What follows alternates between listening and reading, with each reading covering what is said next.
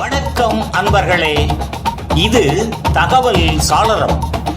நான் உங்கள் பிச்சை முத்து. தகவல் சாளரம் வழங்கும் போர்களின் பிடியில் பூமியின் மடி. இந்தியா பாகிஸ்தான் போர்களின் வரலாற்றை கூறும் இந்த தொடரில் இதோ வருகின்றது இன்றைய காணொளி. புத்தன் வந்த திசையிலே புனித காந்தி மண்ணிலே.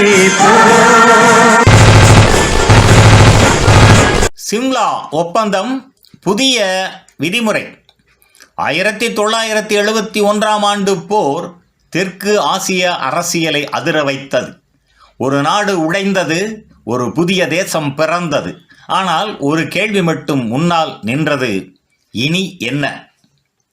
போருக்கு பின் அரசியல் வெறுமை.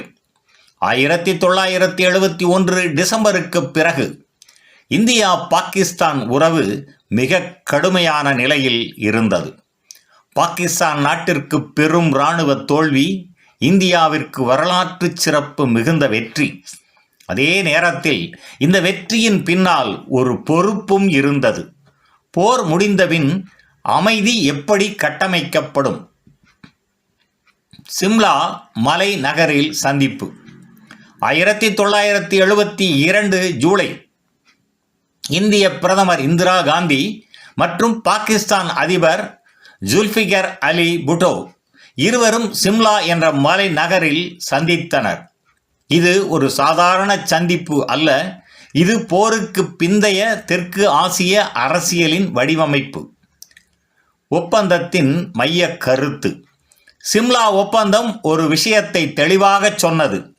இந்தியா பாகிஸ்தான் பிரச்சனைகள் இனி இரு தரப்பு பேச்சுவார்த்தைகள் மூலமே தீர்க்கப்பட வேண்டும்.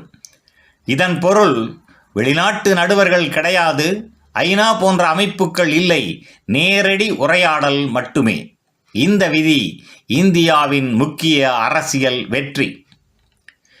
LOC புதிய பெயர், பழைய காயம்.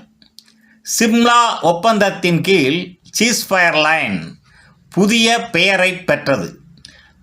அதாவது லைன் ஆஃப் கண்ட்ரோல். பெயர் மாறினாலும் அதன் நிலை மாறவில்லை. அந்த கோடு இன்னும் மோதலின் மையமாகவே இருந்தது.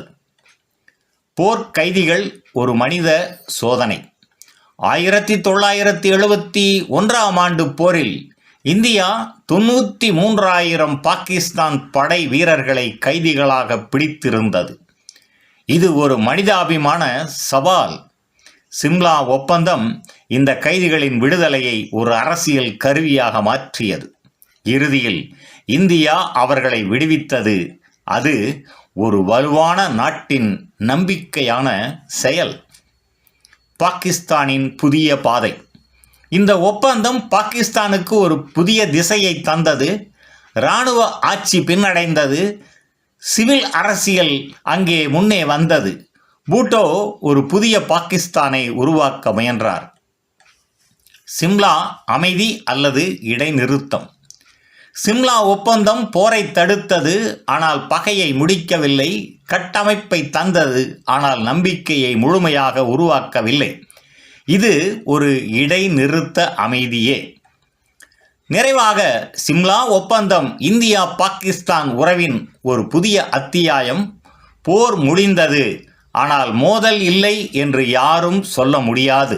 நன்று நண்பர்களே, இந்தியா பாகிஸ்தான் போர்களின் மற்றொரு காணொளியில் மீண்டும் சந்திப்போம். நன்றி, வணக்கம்.